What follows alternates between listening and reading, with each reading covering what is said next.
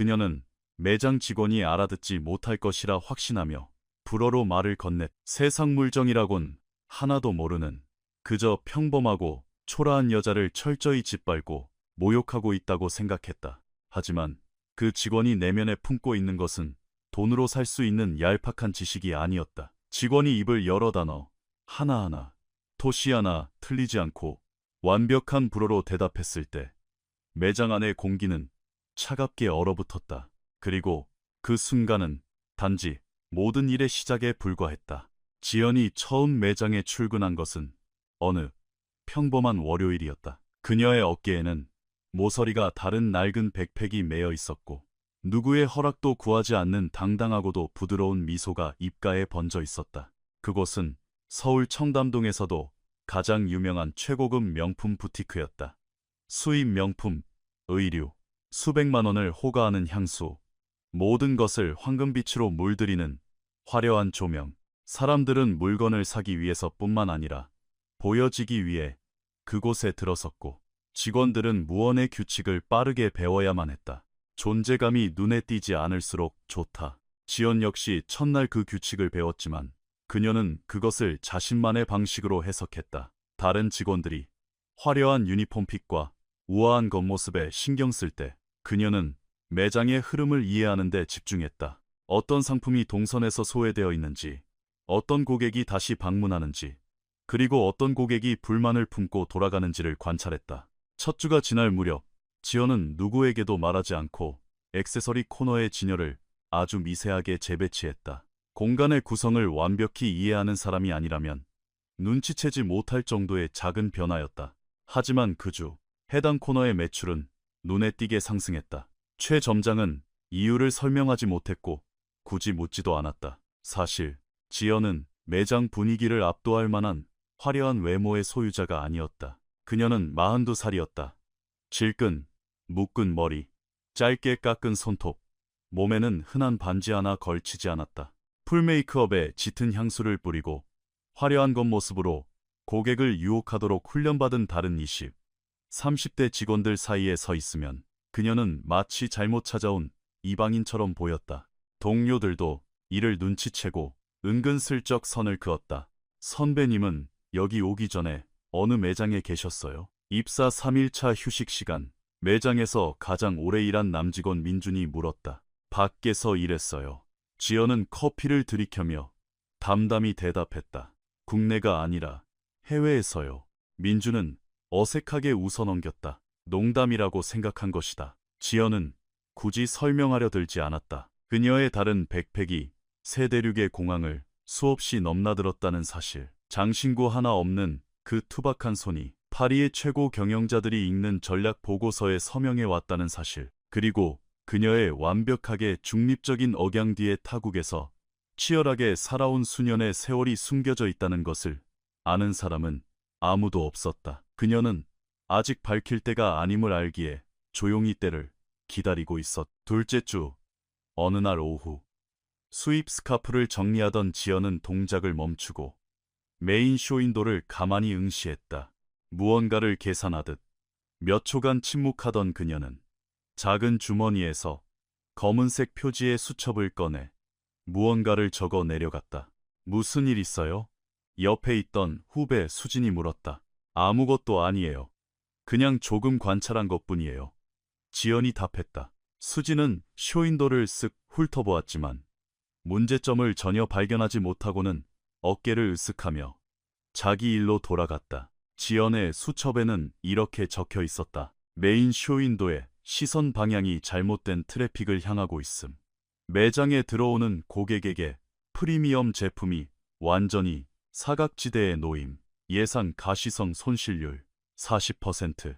아무도 읽지 않았고 아무도 묻지 않았다. 수첩은 다시 주머니로 들어갔다.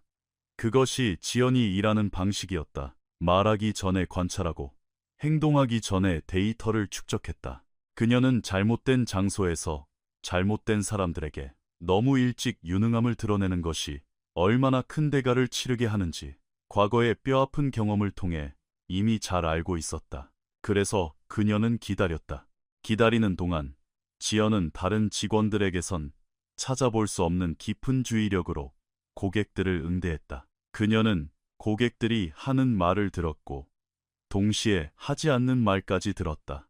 어떤 여성이 옷이 아니라 누군가의 인정을 구하기 위해 매장에 들어왔는지 단번에 알아챘다. 딸을 위해 옷을 고르는 어머니에게 필요한 것은 뻔한 판매 멘트가 아니라 따뜻한 배려라는 것도 알았다. 그녀가 응대한 고객들은 반드시 다시 매장을 찾았다. 최 점장도 이를 눈치챘지만 칭찬 대신 미간을 찌푸렸다.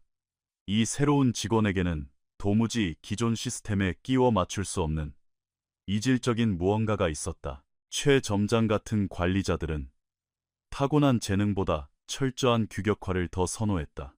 어느 목요일 오후 부티크의 무거운 유리문이 열렸다.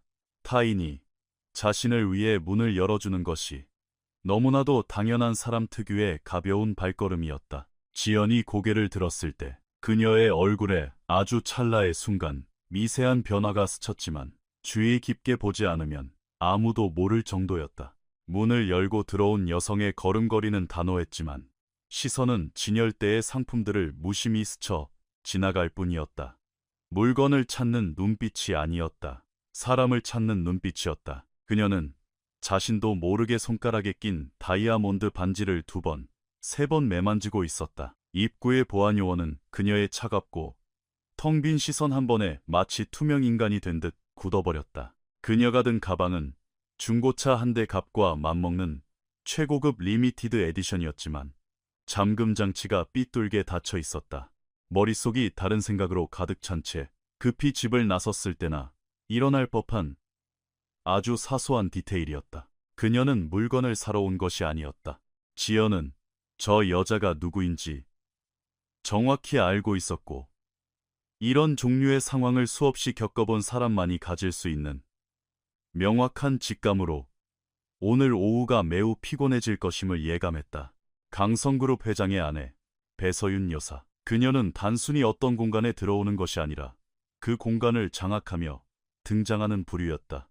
그 미묘한 차이를 아는 사람은 그녀가 입은 옷이 매장 직원들의 몇 달치 월급보다 비싸다는 사실이나 그녀가 도착하기 전부터 풍기던 고급스러운 향수 냄새에 압도되지 않는다. 그녀의 진짜 무기는 특유의 오만한 태도, 즉 주변의 모든 공간이 태생적으로 자신의 소유라는 흔들림 없는 확신이었다. 48살의 배서윤 여사는 완벽하게 세팅된 검은 머리에 우아한 미소를 띠고 있었다. 하지만 그녀의 미소는 일종의 경고장과도 같았다. 서윤이 미소 지을 때 주변 사람들은 바짝 긴장해야만 했다. 그녀는 강도진 회장의 아내였지만 그 직함만으로 그녀를 설명하기엔 부족했다. 그녀는 그룹 오너 일가의 이미지를 공동 관리했고 남편이 대중 앞에 누구와 설지 어떤 행사에 참석할지를 결정했다. 언제나 우아하게 목소리 한번 높이지 않고 부드러운 미소만으로 파트너십을 얻고 계약을 파기하고 거슬리는 직원들을 쳐냈다. 그것이 훨씬 더 효율적이었기 때문이다. 서윤은 마치 검열을 하듯 매장을 둘러보았다. 흥미없는 손길로 옷감을 툭툭 건드리며 단 3초 만에 사람의 가치를 평가하고 폐기 처분하는 특유의 시선으로 직원들을 훑었다. 그러다 그녀의 시선이 지연에게 닿았을 때 예상보다 1초 더 머물렀다. 마치 보이지 않는 호출을 받은 듯 최 점장이 즉각적으로 달려나왔다. 사모님, 방문해 주셔서 영광입니다. 진짜 거물을 대하는 사람, 특유의 비굴한 하이톤이었다. 오늘 제가 직접 모실까요? 됐어. 최 점장. 서윤은 점장에게 눈길조차 주지 않은 최지연을 뚫어져라 응시했다. 저 직원이 나를 응대하게 해. 지연은 서두르지 않고 침착하게 다가갔다. 돈 많은 VIP를 볼 때마다 다른 직원들이 얼굴에 억지로 붙이는 자본주의적 미소 따위는 없었다. 안녕하십니까? 고객님, 무엇을 도와드릴까요? 서윤은 곧바로 대답하지 않았다. 진열대에서 실크 스카프 하나를 집어들고 꼼꼼히 살피더니 툭 던지듯 내려놓았다. 이런 물건은 말이야. 서윤이 느릿하게 입을 열었다. 안목 있는 직원의 조언이 필수적인데 하이엔드 패션을 다뤄본 경험은 있고 진짜 대답을 기대하고 던진 질문이 아니었다. 게임의 시작이었다. 지연은 이 게임의 룰을 아주 잘 알고 있었다. 네, 있습니다. 지연은 부연 설명 없이 짧게 답했다. 서윤의 한쪽 눈썹이 치켜 올라갔다. 그녀는 보통 변명하듯 길고 초조하게 늘어놓는 대답에 익숙했다. 테스트의 수위는 언제나 그렇듯 서서히 올라갔다. 처음에는 상품에 대한 교묘한 트투리 잡기, 다음은 평범한 직원들은 절대 모를 유럽 니치 브랜드들과의 비교였다. 하지만 지연은 그 모든 브랜드를 꿰뚫고 있었고, 오만하거나 잘 보이려는 기색 없이 정확하고 담백하게 대답했다. 서윤에게는 그 어떤 치명적인 실수보다 지연의 이 완벽함이 훨씬 더 불쾌하게 다가왔다. 결국 서윤은 전략을 바꿨다. 불어로 말을 걸기 시작한 것이다. 갑작스러운 전환이 아니었다. 처음엔 단어 하나, 두 개를 섞어 쓰는 식으로 자연스럽게 시작했다. 그러다 점점 다른 직원들이 다 들을 수 있을 만큼 오직 자기 혼자만 이해할 수 있는 농담을 던지고 비웃는 듯한 조롱 섞인 어조였다. 그녀는 지연이 평생 해외라곤 나가본 적 없는 우물안개구리 같은 눈빛을 가졌다고 불어로 모욕했다. 태생이 남을 시중들기 위해 태어난 부류는 평생 서비스 받는 자들의 세계를 이해하지 못한다고도 했다. 이런 밑바닥 일에 쓰기엔 그 알량한 재능이 아깝다며 혀를 찼다. 문장을 뱉어내는 중간중간 서윤은 고개를 살짝 돌려 최 점장을 바라보며 거봐, 내 말이 맞지? 라는 듯한 미세한 눈치를 주었다. 점장은 황급히 시선을 피했다. 서윤은 치아를 드러내지 않고도 사람을 난도질할 수 있는 그 특유의 얕은 미소를 지으며 다시 지연을 바라보았다. 매장 반대편의 민주는 못 들은 척 시선을 돌렸고 수지는 바닥만 쳐다보았다. 최 점장은 말리지 못하고 어색하게 웃고만 있었다. 지연은 미동도 없이 서윤의 말이 끝나기를 기다렸다. 그리고 입을 열었다.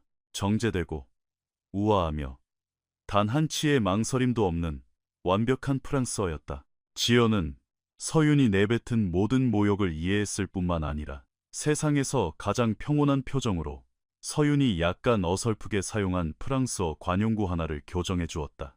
가장 적절한 어휘가 무엇인지 설명한 뒤 마치 날씨 이야기를 하듯 차분하게 덧붙였다. 하지만 고객님, 때로는 그런 격식 없는 표현이 나름의 매력을 가질 때도 있다는 점 충분히 이해합니다. 순간 매장 안의 공기가 멈췄다. 민준이 고개를 번쩍 들었다. 수지는 헙하고 숨을 들이켰다. 최 점장의 입은 반쯤 벌어진 채 굳어버렸다. 서윤은 물러서지 않았다. 그녀는 쉽게 물러서는 부류가 아니었다. 하지만 그녀의 얼굴에 아주 빠르고 포착하기 힘든 무언가가 스쳐 지나갔다. 공부스라. 아니, 왜 다. 인지, 렌즈. 자신이 통제할 수 없는, 이 자리에 어울리지 않는 진짜 실력자를 만났다는 인지. 서윤에게 그것은 존경의 대상이 아니라 명백한 위협이었다. 서윤은 늘 짓던 그 통제되고 공허한 미소를 다시 지어 보였다. 흥미롭네. 그녀가 한국어로 말했다. 아주 흥미로워. 몇 분 뒤 그녀는 아무것도 사지 않고 매장을 나섰고 대기 중인 리무진에 타자마자 스마트폰을 꺼냈다. 그녀의 머릿속엔 이미 전화를 걸 번호와 확고한 결정이 내려져 있었다. 다음 날 아침, 최 점장은 평소보다 일찍 매장에 출근했다. 지연은 단번에 분위기를 읽었다. 점장이 자신의 시선을 피하고 있다는 것, 대답을 단답형으로만 한다는 것, 그것은 상부로부터 불쾌한 지시를 받았으나 아직 어떻게 실행할지 결정하지 못한 중간 관리자, 특유의 억눌린 긴장감이었다. 하루 종일 기묘한 침묵이 매장을 감돌았다. 평소 휴식 시간에 지연과 몇 마디 나누던 동료들도 슬금슬금 거리를 두었다. 민주는 지연을 2번이나 스쳐 지나가면서도 인사를 생략했다. 수지는 지연이 있는 코너를 지나치지 않으려 일부러 먼 길로 돌아갔다. 무슨 일이 벌어지고 있는지 파악하는 데는 오랜 시간이 필요하지 않았다. 서윤이 전화를 건 것이다. 누구에게, 정확히 무슨 말을 했는지 다 알 수는 없었지만 지연은 이런 류의 움직임을 너무나 잘 알고 있었다. 권력을 쥔 자가 전화를 걸어 의심의 씨앗을 심고 존재하지도 않는 문제를 암시하기만 하면 나머지는 조직의 공기가 알아서 처리한다. 증거 따윈 필요 없다. 의혹만으로도 충분하다. 오후 늦게 최 점장이 지연을 사무실로 불렀다. 오래된 커피 냄새가 벤잡고 좁은 유리 테이블 방이었다. 최 점장은 자리에 앉지도 않고 서 있었다. 그 자체로 많은 것을 의미하는 행동이었다. 지연 씨, 솔직하게 말할게요. 네, 말씀하세요. 지연이 의자에 앉으며 말했다. 어제 고객 응대와 관련해서 몇 가지 클레임이 들어왔어요. 점장은 마치 깨지기 쉬운 얼음판 위를 걷듯 조심스럽게 단어를 골랐다. 본사 VVIP 고객님께서 지연 씨의 응대 태도가 매우 불쾌했다고 하시더군요. 어떤 면이 불쾌하셨다고 하던가요? 지연 씨가 고객을 도발하고 매장 분위기를 엉망으로 만들었다고 하네요. 지연은 몇 초간 침묵했다. 이해했습니다. 그렇다면 점장님께서도 그 평가에 동의하시나요? 최 점장은 즉시 대답하지 못했다. 그 침묵이야말로 그녀가 이 대화에서 보여준 가장 솔직한 대답이었다. 내가 해줄 수 있는 말은 그 고객님은 이 매장의 생사여탈권을 쥔 중요한 분들과 매우 각별한 사이라는 거예요. 우린 이런 불미스러운 상황을 피해야만 해요. 불어의 불어로 대답한 상황을 말씀하시는 건가요? 최 점장이 미간을 좁혔다. 그게 중요한 게 아니잖아요. 그럼 뭐가 중요한 거죠? 점장은 손에 들고 있던 결제 서류철을 신경질적으로 탁 덮었다. 형식적인 징계위원회 절차상 심할서에 서명이 필요해요. 그냥 규정일 뿐입니다. 지연은 점장을 물끄러미 바라보다가 아무런 반박 없이 서명했다. 그리고 볼펜을 테이블 위에 조심스레 내려놓은 뒤 자리에서 일어나 사무실을 나갔다. 다음 날 지난주 지연에게 응대받았던 고객 2명이 매장을 다시 찾아와 지연을 지명했다. 점장은 그 상황을 조용히 지켜볼 뿐 아무 말도 하지 않았다. 하지만 해고를 위한 물밑 작업은 이미 시작되고 있었다. 지연은 그것을 알고 있었다. 그날 밤 그녀는 집으로 돌아가자마자 식탁에 앉아 검은색 수첩을 펼쳤다. 지난 몇 주 동안 매장에서 관찰한 모든 것을 정리하는데 꼬박 2시간이 걸렸다. 고객 트래픽과 일치하지 않는 현금 흐름, 유럽 시장 평균보다 터무니없이 불리하게 맺어진 공급업체 계약 조건, 잘못 배치된 쇼윈도, 부적절한 진열 탓에 악성 재고가 되어버린 프리미엄 상품들까지. 그것은 단순한 푸념이나 불만 접수가 아니었다. 완벽한 경영 컨설팅 보고서였다. 그녀는 과거에 수도 없이 해왔던 일처럼 업계 표준과 비교한 정확한 수치와 예측 데이터를 정밀하게 기록했다. 모든 관찰에는 확실한 근거가 있었고 모든 제안에는 치밀한 논리가 뒷받침되었다. 작성을 마친 그녀는 처음부터 끝까지 한번 읽어보고 2군데를 수정한 뒤 수첩을 덮었다. 그리고 한참 동안 그 수첩을 응시했다. 이것을 제출하는 것은 도박이었다. 무시당할 수도, 오히려 그녀를 공격하는 빌미가 될 수도, 결정권자의 손에 닿기도 전에 파쇄될 수도 있었다. 만약 잘못된 타이밍에 엉뚱한 사람의 손에 들어간다면 그녀가 피하려 했던 최악의 상황이 오히려 앞당겨질 것이다.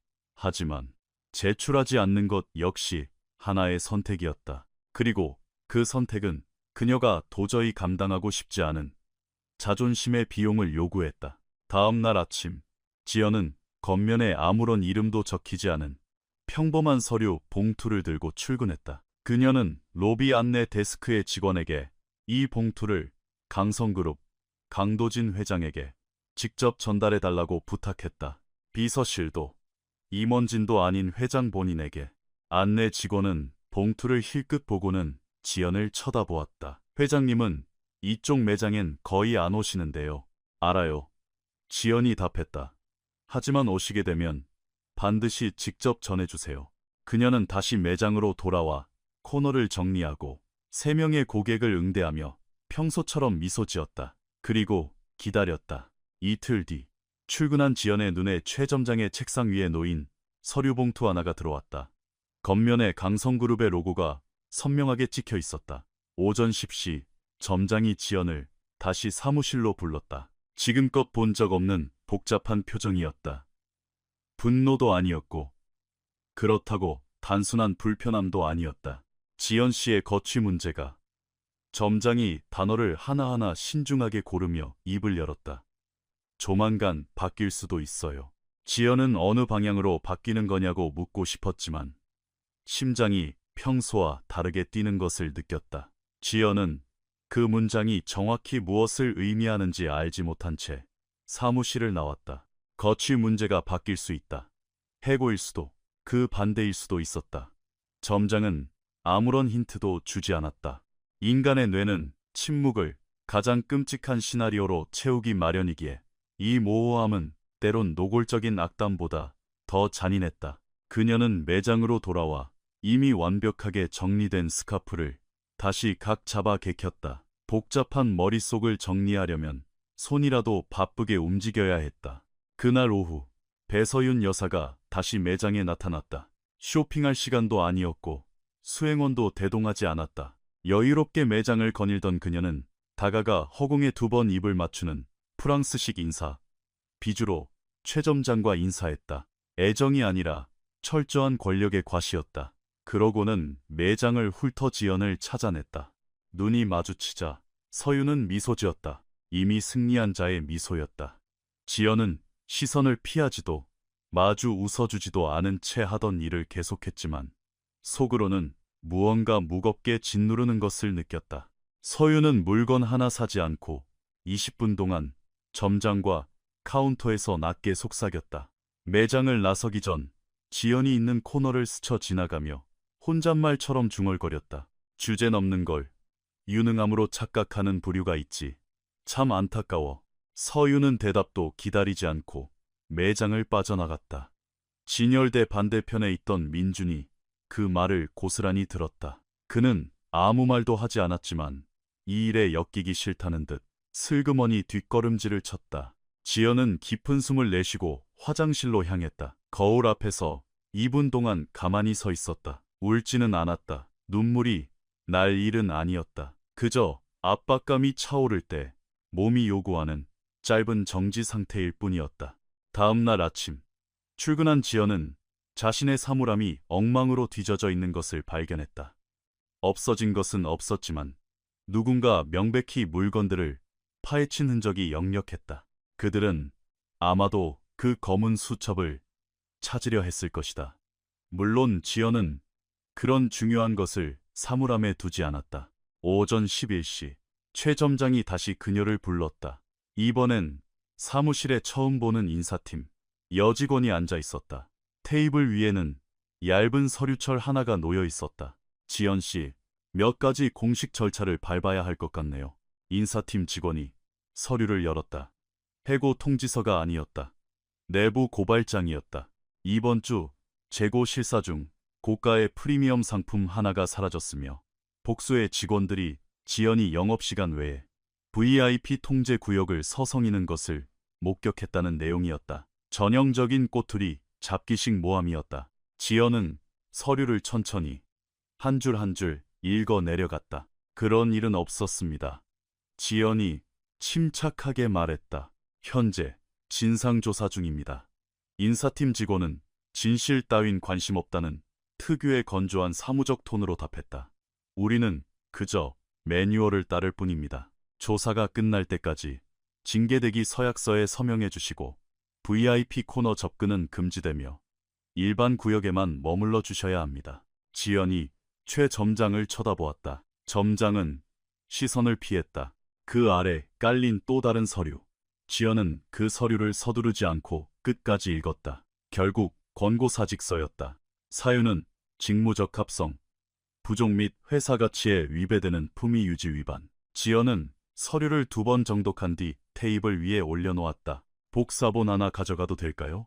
네, 그러시죠. 인사팀 직원이 마지못해 답했다. 지연은 복사본을 정성스레 접어 가방에 넣고는 당황한 두 사람을 뒤로 한 채 깍듯하게 인사하고 사무실을 나섰다. 수지는 안타까움과 두려움이 섞인 묘한 표정으로 그녀를 바라보았고 민주는 천장만 뚫어져라 쳐다보며 외면했다. 지연은 방금 매장에 들어와 대기 중인 2명의 고객에게 다가갔다.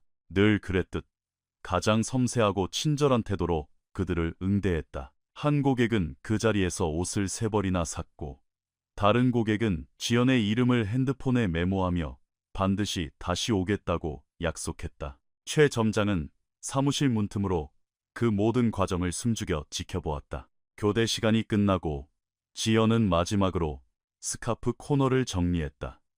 삐뚤어진 상품에 각을 맞추고 원래 자리를 이탈한 소품들을 제자리에 돌려놓았다. 누구도 요구하지 않았고 아무도 알아주지 않을 그녀만의 조용한 의식이었다. 그리고 천천히 명찰을 떼어내 금속 테두리를 한번 매만진 뒤 카운터 위에 조심스레 올려두었다. 백팩을 집어든 순간이었다. 안내 데스크 직원이 평소와는 전혀 다른 당황한 기색이 역력한 얼굴로 다가왔다. 저 지연 씨 앞으로 전화가 왔는데요. 직원이 마른 침을 삼켰다. 강도진 회장님, 이십니다. 지연은 1초간 자리에 우뚝 멈춰 섰다. 제 쪽으로 돌려주세요. 그녀의 목소리는 흔들림 없이 단호했다. 그녀는 3주 전 처음으로 검은 수첩을 꺼내 메모를 적었던 바로 그 구석에 유선 전화기로 걸어가 수화기를 들었다. 이지연 씨, 군더더기 없는 직설적인 남자의 목소리였다. 보내준 보고서 아주 흥미롭게 읽었습니다. 몇 가지 물어볼 게 있군요. 지연은 침묵을 지켰다. 내일 아침 일찍 볼 수 있습니까? 내 사무실은 보는 눈이 많아서 안 되고 매장 밖에서 봅시다. 가능합니다. 지연이 대답했다. 오전 7시 30분. 장소는 문자로 찍어주지. 전화는 어떤 약속이나 확답도 없이 무미건조하게 뚝 끊겼다. 지연은 수화기를 천천히 내려놓고 한동안 손을 떼지 못했다. 매장 반대편에서 이 상황을 지켜보던 최 점장은 꼿꼿하게 선 지연의 뒷모습과 살짝 치켜든 턱, 그리고 체념이 아닌 고요한 결의를 보았다. 점장은 처음으로 자신이 아주 단단히 잘못된 동아줄을 잡았을지도 모른다는 섬뜩함을 느꼈다. 다음 날 아침, 강 회장이 보낸 주소는 종로구 골목 어귀에 있는 낡고 조용한 로스터리 카페였다. 강성그룹 회장, 같은 건물이 비즈니스 미팅을 할 만한 장소가 절대 아니었다. 비서도 프라이빗 룸도 없이 카페 구석 테이블에 강 회장 홀로 앉아 있었다. 노타이 차림에 옛날 신문 기사에서나 보았던 낡은 서류 가방이 테이블 위에 놓여 있었다. 그는 지연이 들어서자 자리에서 일어나 단단하게 악수를 청했다. 와줘서 고맙소. 지연은 자리에 앉았다. 선택의 여지가 없었다는 뻔한 변명은 하지 않았다. 강도진 회장은 53살이었다. 양옆으로 희끗희끗한 새치가 보였고 물려받은 것 하나 없이 맨바닥에서부터 모든 것을 일궈낸 자수성가형 사업가 특유의 날카로운 눈빛을 지니고 있었다. 첫눈에 사람을 압도하는 스타일은 아니었지만 한번 그를 얕본 사람은 반드시 피눈물을 흘리게 만드는 부류였다. 그가 서류 가방을 열었다. 지연이 보낸 보고서가 빼곡한 연필 메모와 함께 나타났다. 빈말이 아니라 정말로 꼼꼼하게 읽었다는 증거였다. 단도직입적으로 묻지. 그가 입을 열었다. 내 밑에서 억대 연봉을 받는 기획팀 놈들이 2년 동안 찾아내지 못한 문제를 당신은 스카프나 팔면서 단 3주 만에 어떻게 알아낸 거요? 칭찬이 아니라 날선 질문이었다. 스카프만 보고 있지 않았으니까요. 지연이 대답했다. 강 회장은 침묵하며 다음 말을 기다렸다. 저는 유럽에서 하이엔드 명품 브랜드 전략 컨설턴트로 8년간 일했습니다. 지연은 잘 보이려는 과장 없이 담담히 말했다. 저는 기업이 숨기고 싶어하는 빈틈을 통해 전체 운영을 읽어내는 법을 배웠습니다. 고객의 동선, 프리미엄 상품의 포지셔닝, 겉으로 보이는 장부상 이익과 실제 마진율의 괴리 같은 것들이요. 제 보고서에 적힌 내용은 실력 있는 분석가라면 현장에서 2주만 관찰해도 다 찾아낼 수 있는 것들입니다. 당신은 분석가가 아니라 판매 사원으로 고용됐을 텐데. 맞습니다. 하지만 판매를 한다고 해서 매장의 구조적 결함을 못 보는 건 아니죠. 그리고 그 결함들이 제 눈엔 너무나 치명적이어서 도저히 무시할 수가 없었습니다.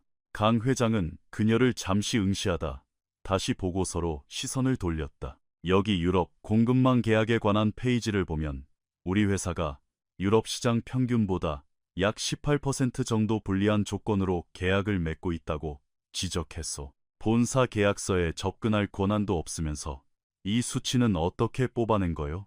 매장 내부 상품택에 적힌 벤더사들의 유럽 현지 도매가와 실제 소비자 판가를 역산해서 추정했습니다. 1, 2% 정도 오차는 있겠지만 전체적인 그림은 정확할 겁니다. 강 회장이 연필로 무언가를 끄적였다. 왜 이걸 입사하자마자 나한테 다이렉트로 가져오지 않았소? 왜 3주나 기다린 거지? 지연은 신중하게 질문을 곱씹고 대답했다. 컨텍스트가 없는 데이터는 단순한 노이즈로 취급받기 십상입니다. 제 추정 수치들이 누구의 설명 없이도 그 자체로 설득력을 가질 만큼 현장의 패턴을 수집할 시간이 필요했습니다. 그리고 그녀가 잠시 뜸을 들였다. 회장님께서 직원의 말에 귀를 기울이는 분인지 아니면 주제 넘는다고 서류를 파쇄해버릴 분인지 판단할 시간이 필요했습니다. 강 회장이 눈을 치켜떴다. 그래서 이제는 판단이 섰소. 아직 확신할 순 없습니다. 그녀의 입가에 옅은 미소가 스쳤다. 내 아내가 당신을 당장 해고하라고 지시한 건 알고 있소. 떠보는 것이 아니라 사실의 확인이었다. 알고 있습니다. 알면서도 나에게 이 보고서를 보냈다. 바로 그 이유 때문에 보낸 겁니다. 강 회장은 다시 한번 긴 침묵에 잠겼다. 그의 시선이 공급업체 계약 페이지에 머물렀다. 지연은 더 이상 아무 말도 하지 않았지만 두 사람은 이미 알고 있었다. 강 회장이 조금만 파고들어 그 유럽 벤더사들의 실소유주를 추적하면 배서윤 여사 측근들의 이름이 최소 2곳 이상에서 튀어나올 것이라는 사실을. 강 회장이 서류철을 덮고 팔짱을 낀 채 지연을 뚫어져라 쳐다보았다. 이력서를 평가하는 눈빛이 아니었다. 내 눈앞에 앉아있는 이 괴물의 진짜 정체가 무엇인지 파악하려는 눈빛이었다. 원하는 게 뭐지? 그가 직구를 던졌다. 해결할 가치가 있는 진짜 문제를 다루고 싶습니다. 지연도 망설이지 않았다. 강성그룹의 유럽 확장 전략은 기초부터 썩어 있습니다. 지금 당장 바로잡지 않으면 2년 안에 막대한 위약금과 함께 철수하게 될 겁니다. 저는 그 시장의 생리를 바닥부터 압니다. 구축하는 데만 수십 년이 걸리는 현지 인프라도 쥐고 있습니다. 그리고 회장님께서 제 보고서를 보셨듯 저는 수백억의 손실이 터지기 전에 미리 폭탄을 제거할 수 있는 눈을 가졌습니다. 지금 나한테 채용 제안을 하는 건가? 제가 무엇을 할 수 있는지 말씀드린 겁니다. 이 패를 어떻게 쓰실지는 회장님의 선택입니다. 무거운 정적. 강 회장은 창밖을 몇 초간 내다보더니 다시 지연을 향해 고개를 돌렸다. 열흘 뒤에 대규모 기업 VIP 만찬 행사가 있어. 해외 파트너사들과 투자자들이 대거 참석하는 자리지. 내 아내도 당연히 올 거고 철저히 계산된 톤이었다. 당신도 그 자리에 참석했으면 해. 지연은 가만히 듣고만 있었다. 아직 아무것도 약속할 순 없어. 그가 말을 이었다. 이번 주 내로 재무팀을 시켜 당신이 쓴 이 보고서의 수치를 철저히 검증할 거요. 만약 당신의 계산이 하나라도 틀리지 않았다면 행사 당일에 다시 얘기합시다. 하지만 만약 틀렸다면 오늘 커피는 내가 산셈치고 여기서 끝내는 걸로 하지. 공평한 제안이었다. 또한 아직 결정하지 않았다는 말을 가장 세련되게 표현한 기업가다운 화법이었다. 지연은 고개를 끄덕이고 자리에서 일어났다. 강 회장도 따라 일어났다. 그녀가 돌아서려 할 때 그가 마지막으로 물었다. 그런데 내가 그 서류 봉투를 뜯어볼 거란 확신은 어떻게 했소? 지연은 잠시 생각하더니 대답했다. 확신한 게 아닙니다. 회장님이란 분이 밑바닥부터 그룹을 일궈온 그 호기심과 직감을 아직 잃지 않으셨을 거라는데 제 운을 걸었을 뿐입니다. 지연은 아침 햇살이 비치는 카페 밖으로 걸어나갔다. 늙었던 평범한 발걸음이었지만 무언가가 확실히 달라져 있었다. 아직 안도감은 아니었다. 그것은 차라리 테이블 위에 자신이 가진 모든 패를 까서 올려놓고 상대방이 어떤 패를 쥐고 있는지 기다리는 팽팽한 긴장감에 가까웠다.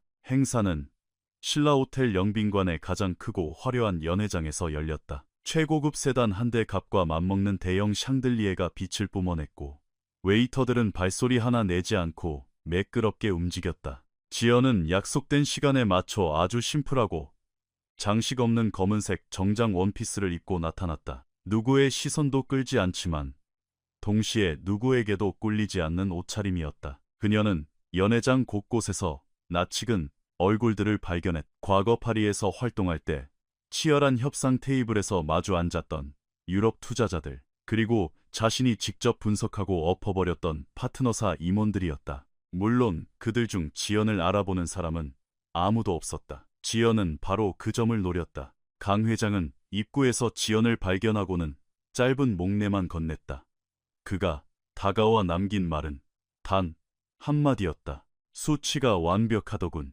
그는 더 이상 길게 말하지 않고 연회장 중앙의 테이블을 눈짓으로 가리킨 뒤 자리를 떴다. 그것만으로 충분했다. 배서윤 여사는 20분 뒤에 마치 여왕처럼 등장했다. 이런 공간의 공기 하나하나까지 어떻게 지배해야 하는지 본능적으로 아는 자의 여유였다. 화려한 이브닝 드레스, 티나지 않게 수억 원을 호가하는 하이 주얼리, 완벽하게 세팅된 영업용 미소. 그녀는 주요 투자자들의 퍼스트 네임을 다정하게 부르며 인사를 나눴고, 오랫동안 공들여 관리해 온 파트너들과는 가벼운 포옹을 나누며 친분을 과시했다. 그러다 연회장 중앙 테이블에 꼿꼿이 앉아있는 지연을 발견한 순간 서윤의 걸음이 아주 찰나의 순간 멈칫했다. 이내 다시 미소를 지었지만 그녀의 입꼬리는 아까보다 1mm 굳어 있었다.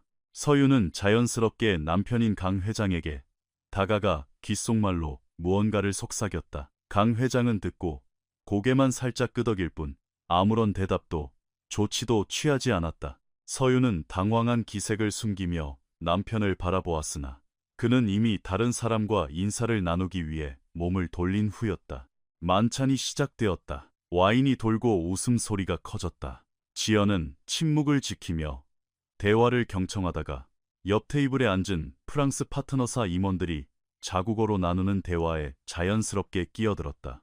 업계 내부자들만이 알 수 있는 고급 전문 용어와 세련된 파리 억양이 흘러나왔다. 임원 중 한 명은 큰 감명을 받은 듯 스마트폰에 지연이 한 말을 급히 메모했다.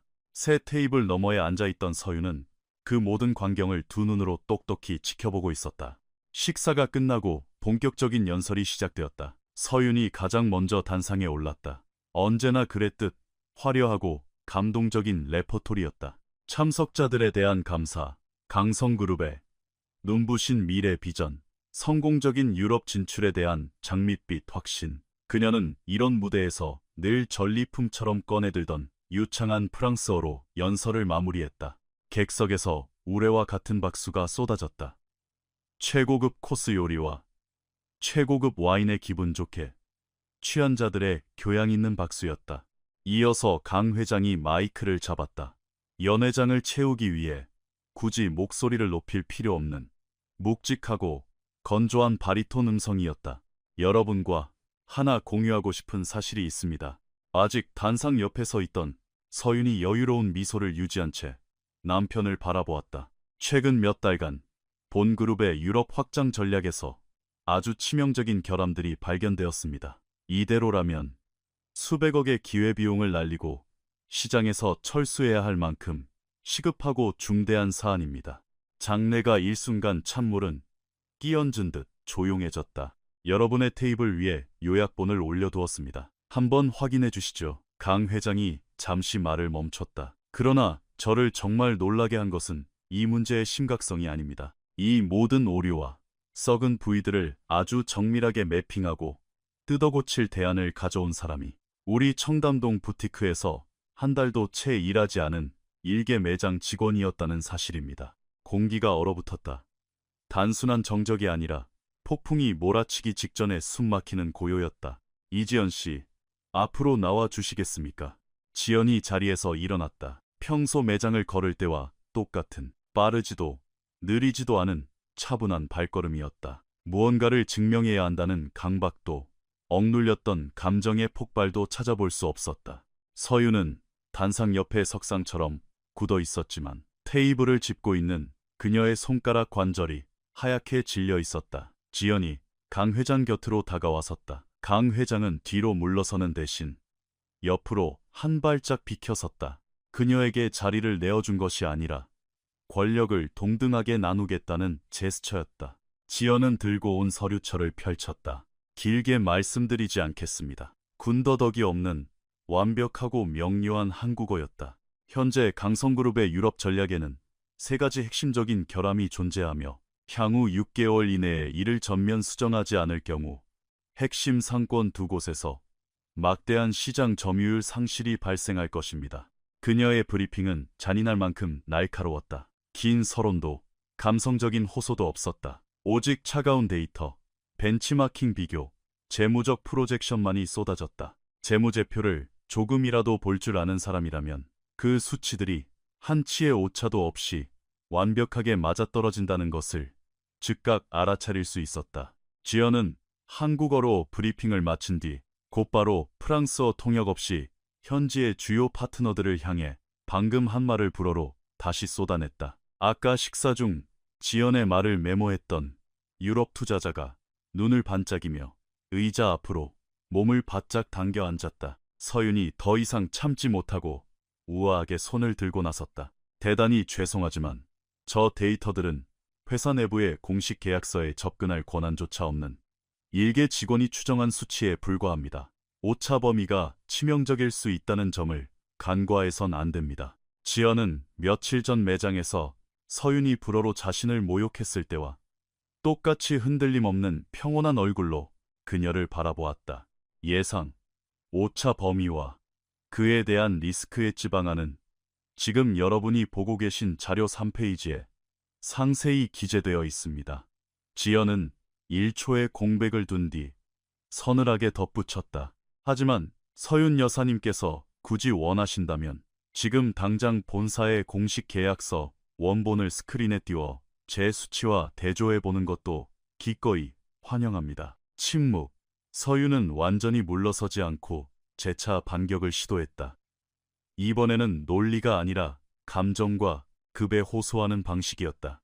이건 단순한 기술적인 문제가 아니라 그룹의 격과 대표성의 문제입니다. 기업과 정식 임원 계약도 맺지 않은 일개 매장 사원이 어떻게 이토록 중요한 국제 파트너들 앞에서 회사를 대변해 왈가왈부할 수 있다는 말입니까? 지연은 그 오만한 질문이 연회장 허공에 둥둥 떠다니도록 잠시 내버려 두었다. 그리고 아주 천천히 쐐기를 박듯 대답했다. 바로 그 낡아빠진 특권의식 때문에 지난 2년 동안 회사의 밑바닥이 썩어 들어가는 걸 아무도 눈치채지 못한 겁니다. 정식 임원 명함을 달고 계신 분들은 정작 엑셀 시트의 숫자는 보지 않고 자신이 조명받을 이 화려한 무대만 쳐다보고 있었으니까요. 전곡을 찔린 연회장엔 숨소리조차 들리지 않았다. 옆 테이블의 유럽 투자자가 동료의 귀에 대고 무언가 낮게 속삭이자 동료가 강하게 고개를 끄덕였다. 서윤은 천천히 손을 내리고 자신의 앞 테이블만 노려보았다. 그녀의 세계가 무너져 내리는 소리가 들리는 듯했다. 지연이 서류철을 탁 덮었다. 이상입니다. 터져나온 박수는 식사 후의 교양 있고 예의 바른 박수와는 차원이 달랐다. 연회장 안의 모든 사람이 지금 이 순간 권력의 축이 완전히 이동했다는 것을 직감하며 쏟아내는 본능적이고 압도적인 환호였다. 행사가 끝나고 연회장이 서서히 비워질 무렵 지연은 물잔을 들고 창가에 조용히 서 있었다. 유럽 파트너사 임원 2명이 지연에게 다가왔다. 의례적인 인사가 아니라 진짜 실력자와 비즈니스를 논하고 싶어하는 맹렬한 호기심이었다. 그들은 30분 넘게 심도 있는 대화를 나누었고 그중 한 명은 내년 3월 리스본에서 열리는 글로벌 콘퍼런스에 지연을 정식으로 초청하고 싶다며 개인 연락처를 받아갔다. 배서윤 여사는 행사가 채 끝나기도 전에 지연에게 눈길조차 주지 않고 연회장을 빠져나갔다. 늙었던 그 우아한 발걸음, 완벽하게 세팅된 얼굴, 한치의 흐트러짐 없는 미소는 그대로였다.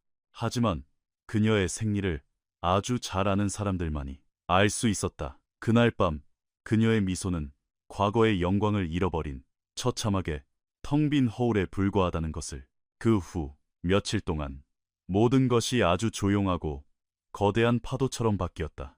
진짜 중요한 변화는 늘 소리 없이 일어나는 법이니까. 강 회장은 다음 주 지연에게 정식 임원 계약서를 내밀었다. 지연이 요구한 자리가 아니었다. 그녀는 아무것도 요구하지 않았다. 그저 회사가 살기 위해 반드시 필요한 직책이었다. 강성그룹 유럽 총괄 본부장. 내부의 썩은 문제를 추적하고 협상하고 뜯어고칠 수 있는 무소불위의 권한이 쥐어졌다. 업계 최고 대우의 연봉과 함께 90일 안에 완벽한 구조조정 플랜을 가져오라는 조건이 붙었다. 지연은 계약서를 꼼꼼히 읽고 운영 자율성에 관한 2가지 조건을 확실히 다짐받은 뒤 주저없이 서명했다. 최 점장은 사내 그룹웨어 인사 발령 공지를 통해 이 소식을 접했다. 그녀는 모니터 화면을 한참 동안 멍하니 바라보다가 황급히 컴퓨터를 끄고 도망치듯 매장으로 나가 고객을 응대했다. 그녀의 손끝이 미세하게 떨리고 있었다. 지난 몇 주 동안 수많은 불의를 못 본 척했던 동료 민주는 지연에게 짧은 카카오톡 메시지를 보냈다. 선배님, 그럴 자격 충분하십니다.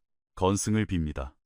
지연은 고마워요라는 짧은 답장을 보내고 핸드폰을 덮었다. 한편 배서윤 여사는 여전히 강성그룹의 안주인으로 자신의 화려한 성씨와 부유한 라이프 스타일, 그리고 각종 VIP 행사 속에서 완벽하게 조율된 미소와 함께 존재했다. 하지만 무언가가 영구적으로 단절되어 버렸다. 과거 남편의 사업을 논의하기 위해 그녀를 거쳐가며 아부를 떨던 투자자들은 이제 서윤을 패싱하고 강 회장에게 다이렉트로 연락했다.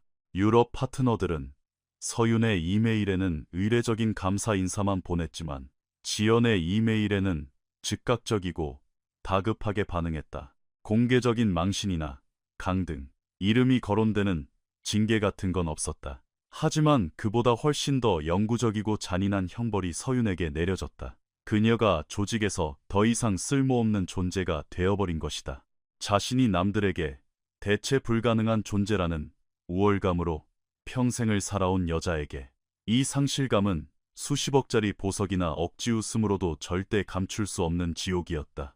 지연은 새로운 본부장실로 첫 출근을 하던 월요일 아침에도 모서리가 다른 그 낡은 백팩을 메고 나타났다. 탁 트인 강남의 스카이라인이 내려다 보이는 넓은 단독 사무실. 더 이상 흔들리지 않는 최고급 가죽 의자와 넓은 원목 데스크가 그녀를 맞이했다. 하지만 그녀는 청담동 매장에서 일할 때와 정확히 똑같은 시간에 출근했다. 직접 캡슐 커피를 내리고 이전 수첩을 다 써버려 새로 산 검은색 표지의 수첩을 펼쳐 무언가를 묵묵히 적기 시작했다. 그녀가 느끼는 감정은 통쾌한 승리감 같은 얄팍한 것이 아니었다. 그것은 훨씬 더 깊고 평온한 감각이었다. 길고 험난했던 여정 끝에 마침내 있어야 할 자리로 돌아왔다는 고요함, 안도감이나 짜릿한 도파민이 아니라 올바른 장소에서 올바른 일을 하고 있다는 투명한 확신이었다. 유럽 본사 팀과의 첫 화상회의에서 한 현지 애널리스트가 지연에게 물었다. 본부장님은 도대체 어디서 오신 분입니까?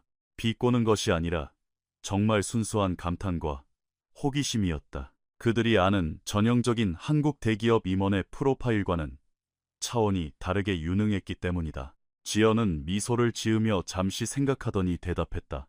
진짜 실력은 남의 허락을 받을 필요가 없고 오직 기다릴 인내심만 있으면 된다는 걸 가르쳐준 곳에서 왔습니다.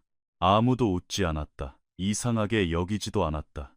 화면 너머의 애널리스트 2명이 그녀의 말을 수첩에 조심스레 받아 적었다. 그리고 회의는 완벽하게 이어졌다. 몇 달 뒤 지연은 파리의 핵심 파트너사와 치열한 화상 협상을 벌였다. 몇 달 전 강성그룹을 집어삼킬 뻔했던 바로 그 거만한 벤더사였다. 지연은 국내 어떤 유명 로펌이나 컨설팅 펌도 2년 동안 해내지 못한 파격적인 조건의 단가 인하 계약을 단숨에 성사시켰다. 얕은 속임수나 억지스러운 갑질을 부려서가 아니었다. 그녀가 유럽 시장의 생태계를 완벽하게 꿰뚫고 있었고 그들이 숨기고 싶어하는 약점을 정확히 짚어냈으며 무엇보다 상대방이 가장 듣고 싶어하는 확신을 정확한 프랑스어로 전달했기 때문이다.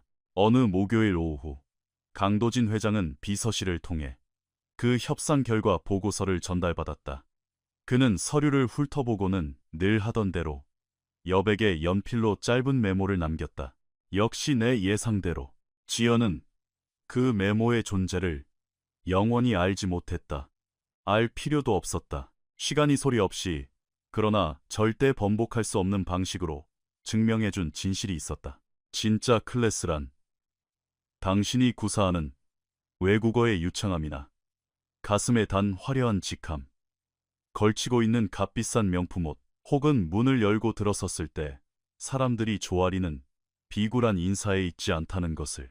진짜 클래스는 아무도 보지 않을 때 당신이 무엇을 하느냐에 달려있고, 모든 사람이 당신을 지켜볼 때 당신이 어떤 흔들림 없는 존재로 서 있느냐에 달려있다는 것을.